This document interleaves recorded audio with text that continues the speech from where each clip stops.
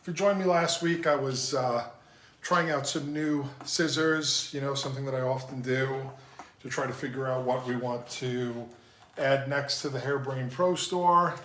I'm going to continue. This is the same mannequin that I kind of messed around with last week. It's dry. I want to continue working with these swivel thumbs. These are like a 7, these are 7-inch, which I don't normally use scissors this long, but sometimes I do.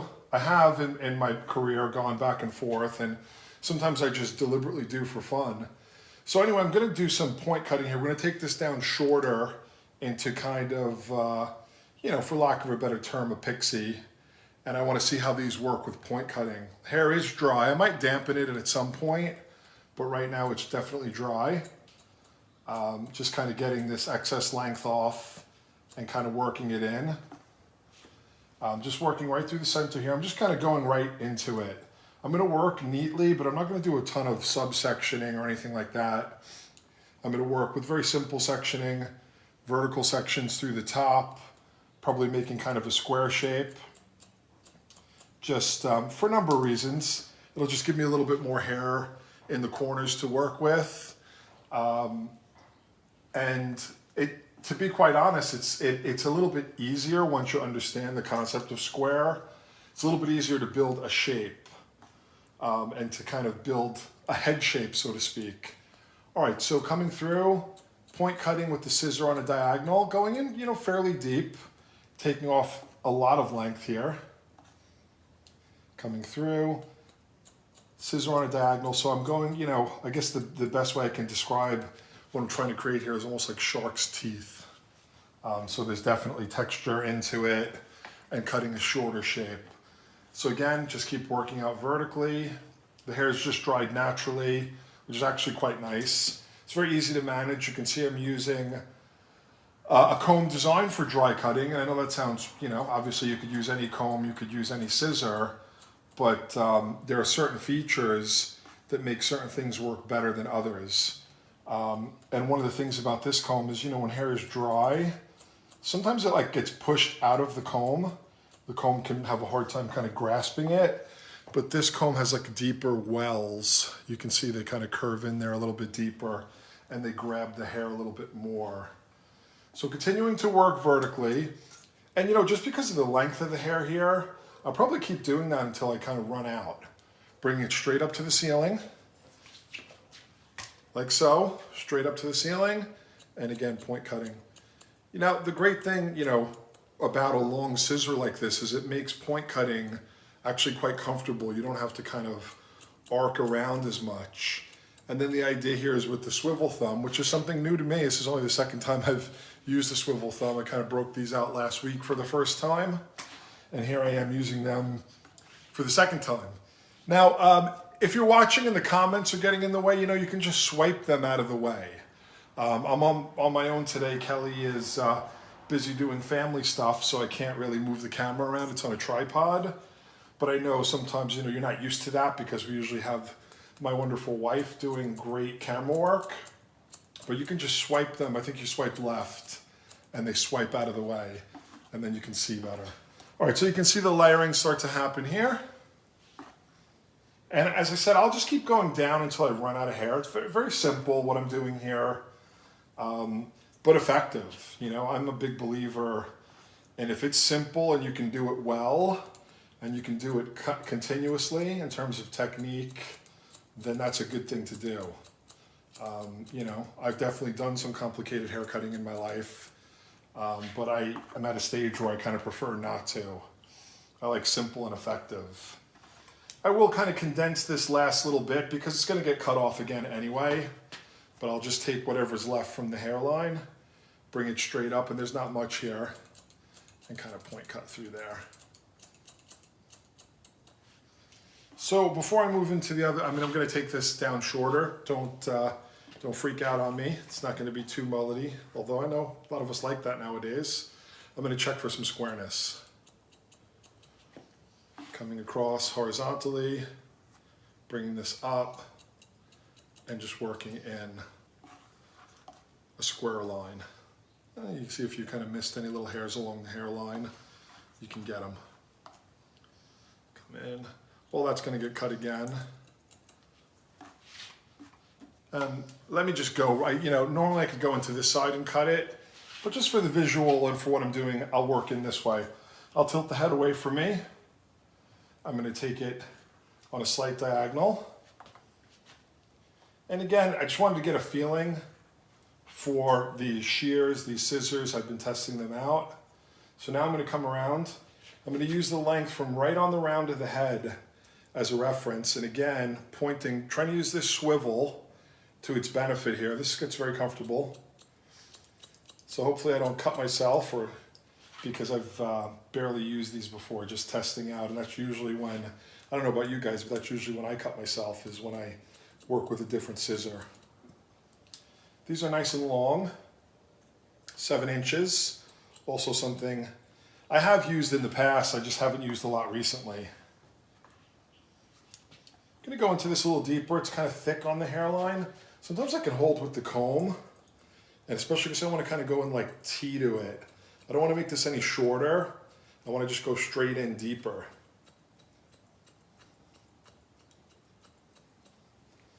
And just kind of soften that hairline up. We'll come back and work on it a little bit more later. Diagonal back section. Again, there'll be a certain amount of squareness here as well. Over directing, slightly forward, just working with the head shape at this point. Just trying to get used to that swivel. You see, I kind of like do that thing where I bring it around. And that actually feels really comfortable. My arm, my dog, my gigantic monster dog that I've been walking a lot lately has been pulling my arm. We're working on that, trust me. But my arm is even a little sore.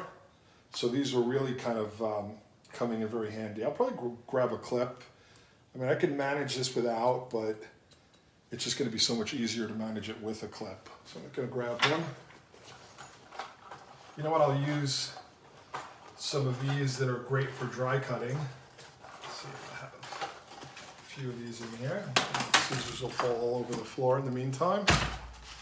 So grabbing a few of these are fun. Great little clips. They're really meant for styling, but they're also great anytime you don't want to leave a mark in the hair because they've got that little kind of silicone band on them. So let's work into the back here. Actually got this kind of cool, crazy mullet look happening, but not for long. All right, again, if the comments are getting in your way here because I've got the phone on a tripod, you can just swipe them. I think you swipe to the left or swipe to the right and the comments disappear. Hard for me to kind of see the comments. And if you're having a hard time seeing, just go and swipe them out of the way. So again, the ease of the swivel thumb and the 7-inch scissor for this kind of point cutting definitely makes this very comfortable. And again, I can now come across with the comb and again do some deep point cutting.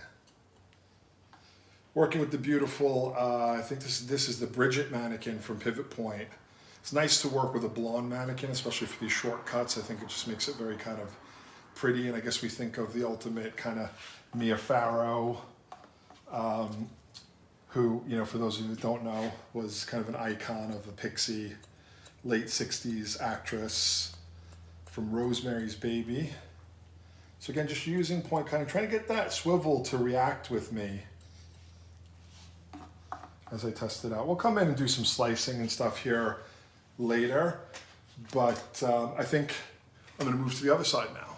All right, I'll take a second and have a look here since I don't have anybody monitoring the comments, see what you're all saying. Hello from Venice, Italy. Okay, cool. All right, we're all surviving. All right, let me take some of these clips with me. I'll just leave one here. I worked to about mid-ear and stopped. Now let's kind of repeat the process. Start on the top. Let's comb this through. Again, I could work wet here. I don't think this is something at this point that needs to be done dry, but I just want to see how these scissors feel dry. I think nowadays people, are doing a lot of dry cutting, so it's nice to be able to have an all-around scissor that feels great wet and feels great dry. And so far these do. So if I feel like, I can't really control it very well, I'll wet it down. The only rule to follow is to try to make your client look and feel great. Other than that, there aren't any rules. I really do believe that. And that's coming from someone who really respects the craft and believes there's lots of technique and lots of things to master. But I don't think that there are rules. I don't think there's a right and a wrong. Like, oh, you always have to cut wet or you always have to cut dry. You'll hear me say that over and over. That's just dogma. I don't always want to do anything the same way over and over again. But I do want to be consistent from side to side, yeah? So I was just thinking, I don't know if I'm pointing in as deeply as I was on the other side. So I just kind of switched back into trying to be consistent with it.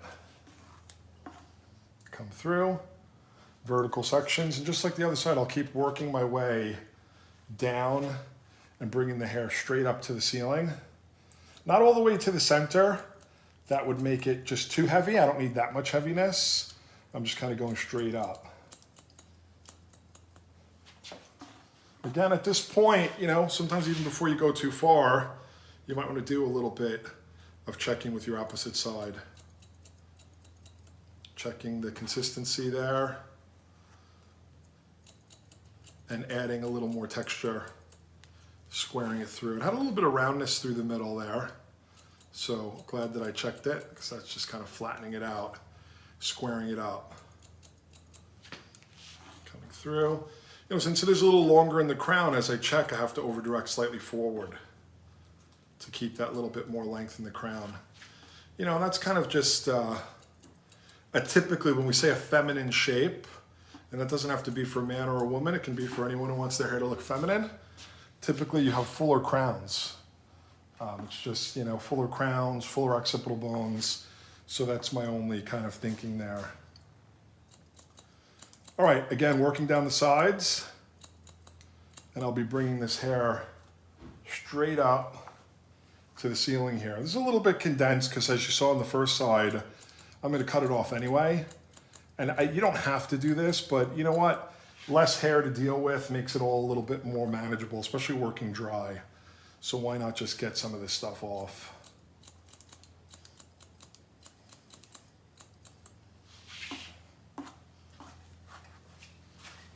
Okay, get the fingers in there. I haven't done any detail work yet, obviously, just kind of cut the top and the side. Now we'll come into the side here. I'll get a quick feel of my first side, just as a reference. I know I took the guide right from on the round of the head. So just getting a reference, coming around to this side and doing the same. Again, these little clips can help without really, being too strong or too massive in any way. Right on the round of the head. I think I'll turn it around. You guys can get a better angle. Turn it around here. Beautiful day here in Southern California.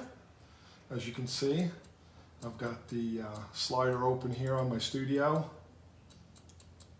Listening to the birds and having a great time. Work up. Using point cutting and working my way through. Okay, just like I did on the first side, I want to make sure to take a little bit more of this out. There we go, first cut with the new scissors. Just a little scrape. It wasn't in the traditional way, I kind of like slid my hand on it a little bit. Just a little baby, it's not even barely bleeding. Now if it was I think we've got family coming home. Cal, I'm here. Okay. So maybe come around the side. All right. We've got some family coming in. I'm working my way through. Doing some point cutting here. And working my way down. There goes the dog.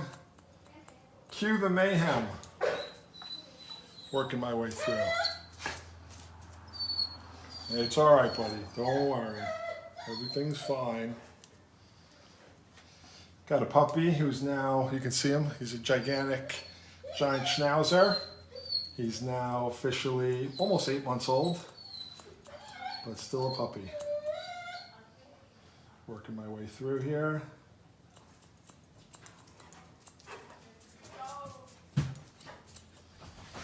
Coming through the sides. Working my way down into the sides.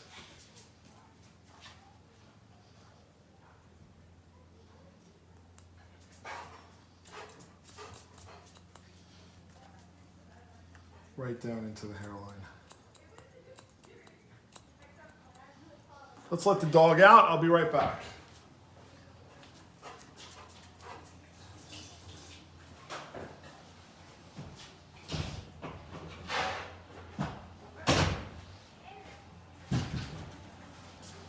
All right, continuing.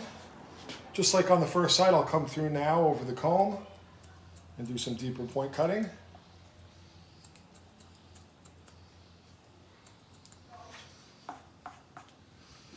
And now we've got both of those temples cut in. So again, not much detail. Again, I can use the same idea here, just holding in the comb and coming in a little bit T to the comb and doing some point cutting. You know, sometimes you have to just make sure you don't go too far too soon at this stage in the haircut. Okay, next move for me would be to come back to the crown with this. So I'm following, you know, even though the hair is dry and I'm working with lots of pointing and, you know, somewhat free form, still working very technically. So now I want to come through the crown here and I want to kind of maintain the length at the crown. So this was going a little bit longer at the crown. We're going to pick up the guide that we worked with here. And I'm just going to pivot it all the way around. Pivot from the crown, kind of on base and pivoting all the way around.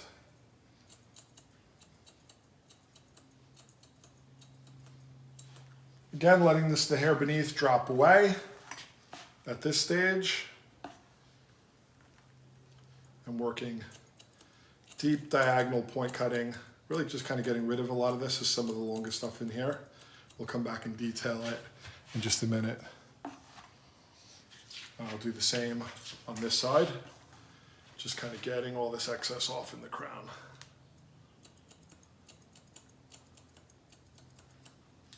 And pivoting. No real over direction here. I don't want it to get longer and longer. This is some of the longest hair from before, so just kind of really getting rid of that. And we'll dial this in a little bit more as we go on. Now we've got a serious mullet. It's not my intention to leave it that way, but sometimes we have fun looking at things when we're in the middle of the haircut. I think, yes. You know, I think this is sometimes where people do get creative ideas where they want to say, hey, you know, I want to question what we normally do, but I've done plenty of that in my life. It's definitely not my goal here today. Now I'm going to come right back to the middle and just kind of work in reverse and go down a little deeper with the length and just kind of refining this now that I'm not taking off quite so much length. I've kind of got the shape in and now I can detail it much more. And by going against it, you know, sometimes that just helps with your balance. You go one direction, then you go another direction. And same on this side.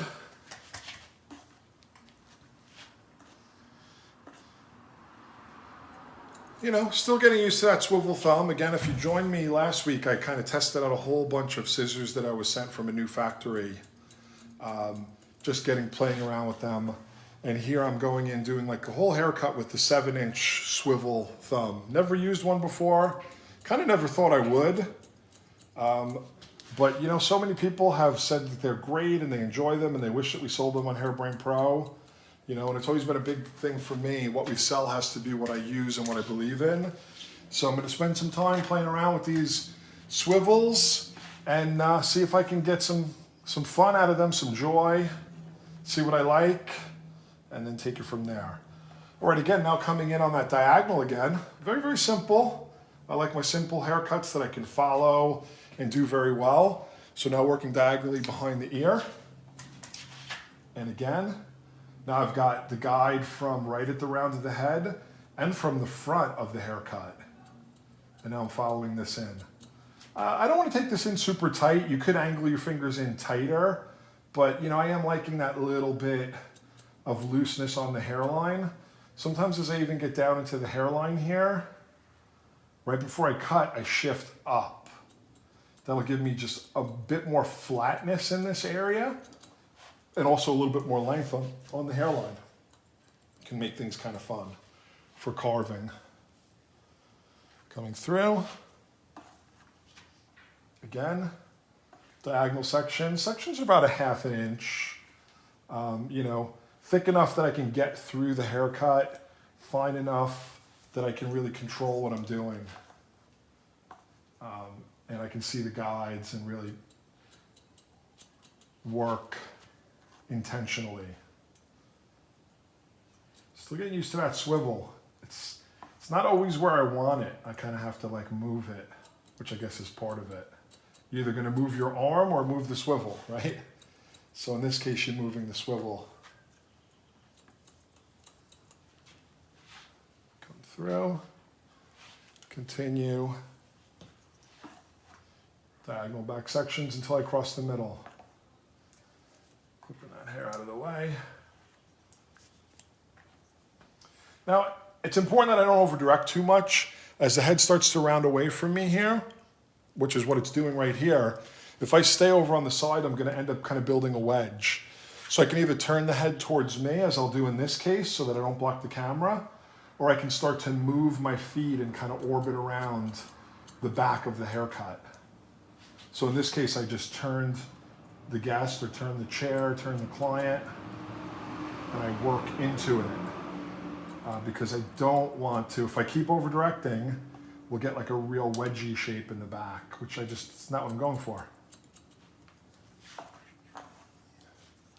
Again, as I work my way up here, I can do some checking in the comb. So I lift it in the comb, hold it right out, and I'm going in quite deep here, but vertical, what we call parallel point cutting, straight into the hair, breaking up the texture, breaking up any solidity, but not making it any shorter.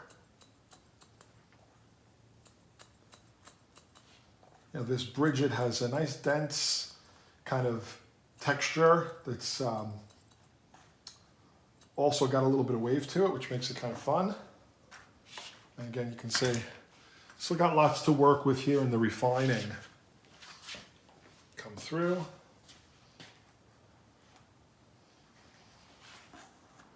Not quite done with this side yet. You know, when you're working diagonal like this, you kind of have to cross over the middle. So I've probably got 2 or 3 sections more to go. Again, being careful not to bring it all the way to the side. I am bringing it maybe to about the previous section at the most. That will build a little bit of fullness without it being like super kind of wedgy.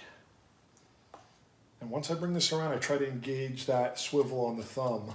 And I will say, for this kind of an angle, I found this to be the best thing to me so far about this swivel thumb. I can kind of keep my thumb in a very neutral position while I point cut. Working through. Again, still working my way around. I'll give another angle here. See here, try to move as much as I can. If those comments are in your way, you know, I don't have my lovely wife Kelly working behind the camera today, although she did just get home, but she's got all of our nephews out in the backyard. So I don't think she's going to want to jump in here and grab the camera, sorry. So I've got the camera on a tripod. Very rare that we do that. But you can just swipe those comments out of the way. I think most of us know that, but last time I did this, some people were saying, oh, I wish I could see it. And I was like, oh, damn, I wish they knew that you could just swipe the comments out of the way and have a full screen. Again, starting to work a little bit on that edge here, you know, maybe kind of deep parallel point cutting a few times in each space. Looking at the balance here, seeing that it's rounding through, and point cutting.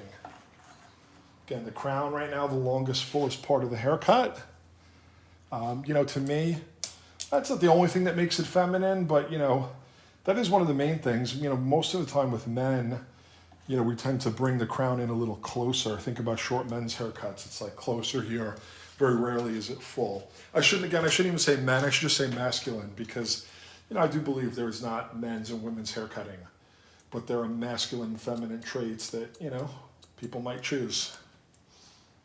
So this to me is, you know, if someone wants to have more of a feminine feeling in their hair. And that could be on anyone. Get that thumb engaged. Okay, I think I've crossed the middle here, which is good news. Doing my checking with the point cutting. In the crown here, especially where it's longest, going in a little bit more deeply. Simple cutting, but effective. All right, last panel in the shape here, and then I'll just do some detail work. I'll probably switch shears or scissors. You can kind of leave that panel. Yeah, what do you think? There we go, done. Now it's creative. But no, wasn't my intention. So we'll just keep going through diagonally. And again, working my way through, keeping the angle here somewhat square, meaning not dipping my fingers in to go tighter or shorter, because I want some looseness in the nape. You could do the same exact thing, but angle your fingers in tighter. Could have also done that on the temples. I cut pretty square to the head and the temples as well. Dropping it down, and again, working around the edges.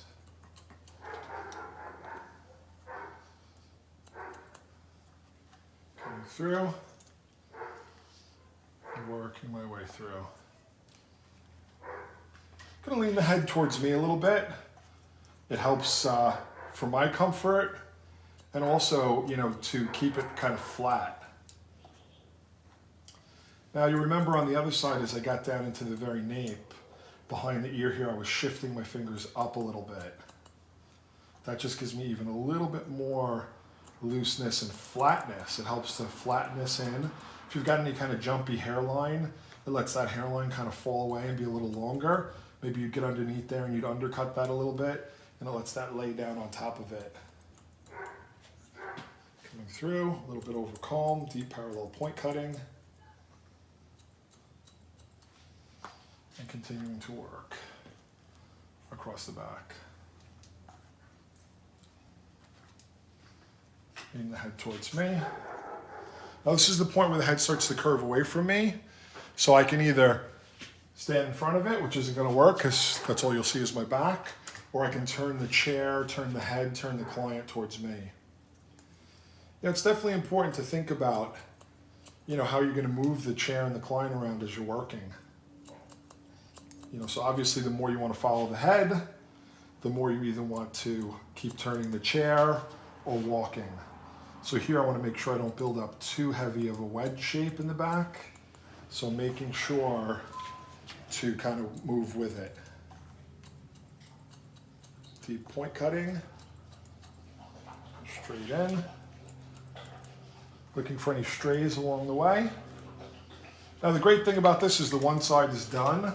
So kind of the bottom area here is already done. So as I come through now, I'll start to match up, meet up with hair that's already been cut. And if it feels like it's balanced, then we know we're on the right track here. So as I get down in here, I should start to see some hair from the first side. I'm gonna turn it towards me just a little bit more. And again, just trying to keep that thumb engaged in the swivel so the swivel moves the way that I want it to. Now, I'm someone who doesn't bury my fingers very deeply into the tool. So I think, you know, I have to really just be conscious that I'm getting in there. You can see my beast in the background. Not bad for an 8-month-old puppy. He's being a good boy. Oh, there he is. Just laying out there in the studio, soaking up some rays. All right, so again, there'll be less and less to cut because I've already cut it diagonally now, but I will recommend to you that you keep working across to make sure you've got a nice counterbalance. And you can always kind of like miss a few pieces in the crown here. So also being very careful about the crown. Okay, coming back now inside the comb. a little more deliberate in the hairline. Deep parallel point cutting maybe 2 or 3 times in one spot. 1, 2, 3, 1, 2, 3, 1, 2, 3, to kind of really break that up. And then inside, just one at a time.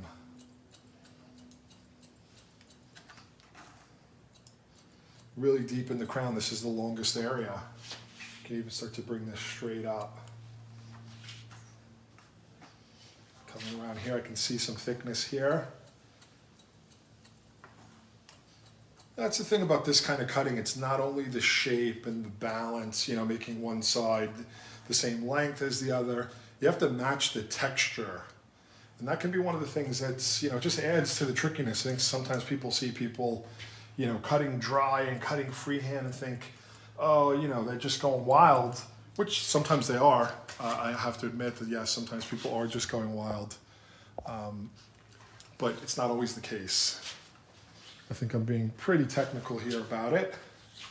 All right, I've got my basic shape in. I'm gonna switch, you know, again, because I'm trying all these different scissors out. There's lots of stuff that I haven't used very much in my life, even though I've already been cutting hair for 30 years. Another thing I haven't done a lot of, if I can find them, where are they? Are these kind of blending scissors. So fresh out of the package, still have the little thing there. Let's give these a shot. Again, haven't used them very much. You know, maybe I'll just go through the same basic sections that I started with. I did, for myself last week when I was playing with this, I found that I liked them going much more on an angle rather than straight in and closing. Even though they say, oh, it's a blending scissor, you can do that. I didn't like the effect as much. I like this a lot. When I pulled S Mannequin out, after it kind of sat for a few days, I really liked what this did to the texture. So these are completely kind of blunt on the one side and have these curved serrated teeth on the other. So again, it's just another way of breaking up the texture, which I like. You know, it's no secret that I really like textured hair, both naturally textured and cut textured. I'll go a little heavier right here around the face. Let's see how that, yeah, I like that. So again, new for me, only the second time I've used this type. And I know you can use them this way, but yeah, that actually worked pretty well. So as you're moving, as you're closing, I didn't really get a line there, but I guess it's just the way that I feel most comfortable is to kind of use them like this and just kind of gently start to break that out. Let's see how they are with kind of deep parallel as well. You know, I'm going to go like a little bit actually on diagonals and kind of see if I can kind of cut some happy little chunks here. Oh yeah, I like that. So deliberately, first kind of going in straight in. That just removes excess bulk. Then I start going in angled in opposite directions. And I like what that's doing. Let's see how these work with sliding as well. Oh yeah, they work really nice with that. That's typically, you know, what I like to do in this area, just to kind of like work it out into the cheek, around the edge. Make sure there's no heavy corner here. Yeah, these are really nice for this. So I am opening and closing and just kind of like working that in. Okay, and we came over on this side, trying to remember. You know, again, it seems sometimes like when you see people working this way that it's just a little bit of kind of mental stuff, and maybe sometimes it is. But for me, I'm trying to be consistent. What did I do on one side? What way did I approach it? What's the effect? You know, am I getting balance? Because to me, that's what makes it a craft. I have no problem with, you know, it being an abstract art, but it's hard to make a living that way behind the chair. You know, you might sometimes just go, don't fight the feeling and see what happens, and I love that. But doing that 10, 11 times a day behind the chair without a lot of technique to rely on can be tough. Yeah, she's looking good. We'll work into the back now in a similar way. So again, coming back into the edges here, Treating them almost all the same way. These are already pretty thin, so I'm just gonna go in with those, cut those little triangles to the left, to the right, to the left, to the right. Bringing this up and up, down. So I'm trying to like cut these little triangles with these blending scissors, these invisible blenders. Let's see what I get out of it. Okay, at the profile, we've got a little bit of volume here. This is the longest part. It's obviously not very wedgy, which I deliberately wanted to make sure that it wasn't going to be very wedgy. That's why I worked in kind of following the head. Now using some slicing. They really glide for this. I'm a little surprised. I thought they would catch the hair a little bit more, but they don't, which is great. You know, in this case, I'm going to leave a little bit of hair over the ear. If I wanted it cut out completely around the ear, I probably would have sat this in tighter from the beginning. So that's kind of one of the choices you have to make as you're in there. As I said, the sides could be graduated more, or they could be left a little bit squarer. I left them squarer knowing that I wanted more hair on the edge. If you did have to go in now and cut this out, it would kind of change the whole balance of the haircut. Sometimes that happens and it kind of sucks, you know, for whatever reason. You have to go in and cut it a bit shorter around the edges. It really changes the whole geometry, even in a loose haircut like this. Again, using the slicing here, see how this works. So when the blade is down, it feels a little different on this side. Still getting used to that swivel. These have swivel on them too. I got a whole bunch of every kind of scissor you can that's got a swivel on it to say, hey, can I learn how to make this work for me? I know it works for a lot of people. A lot of people love them. But for me, not something I've ever used before. But that's what keeps it all interesting. Bring that down.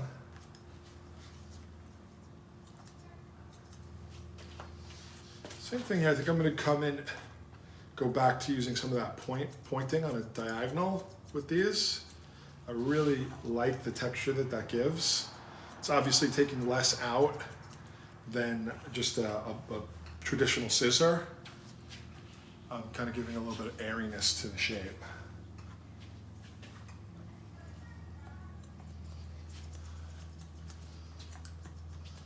All right, I think I like what these have created. Trying to, again, go for that balance. You tend to, with texturizing and refining, at least I do, and I think a lot of people I've seen over the years do, you can get a little bit more aggressive on one side than the other pretty easily. It's usually the first side where you still got a lot of energy. And then as you start to work into the second side, you get maybe a little bit, you work a little quicker and work with a little less focus. So always making sure that I go back to that second side. All right, there was one other type that they sent me that I wanted to try, which is more of a traditional dry cutting shear. Oh, I think they're over here, let's see. So a wide body, let's see where they are. Are these them? I think these are them. Yes. So more of a traditional kind of wide body for this kind of cutting. Slicing on the edges, really kind of doing those final little definitions. A little bit. Pinching that hair together and really finalizing it. Coming in here, again. And these really what they're designed, these are true dry cutting scissor. Although again, just by nature, I use these very often on wet hair because I like the way they kind of push. This is only my second time using this particular. You know, we're looking at different manufacturers, different factories that we can work with so that we can offer lots of different stuff. And again, all these have swivel thumbs. So that's the common denominator here. I said, send me everything you can put a swivel thumb on, and I want to see how it feels for me. For this kind of cutting, I think the swivel thumb is just makes perfect sense. You see that? I don't have to go, I just boom, I can drop the elbow and I can come in like this. So this really makes a lot of sense to me for this kind of slicing, sliding or slicing. Gonna move that out of the way and kind of work underneath a little bit. And again, the slicing here.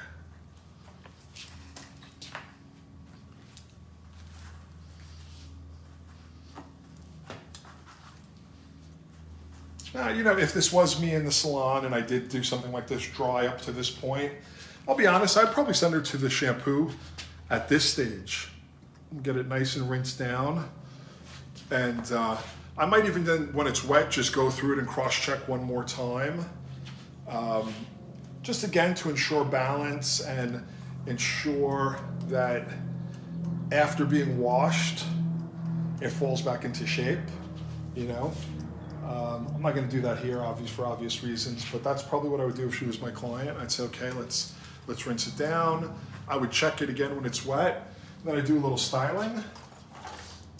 No products here, but this already had some product in it from when it was longer. So I think that's kind of working for me. Hopefully it's working for you too.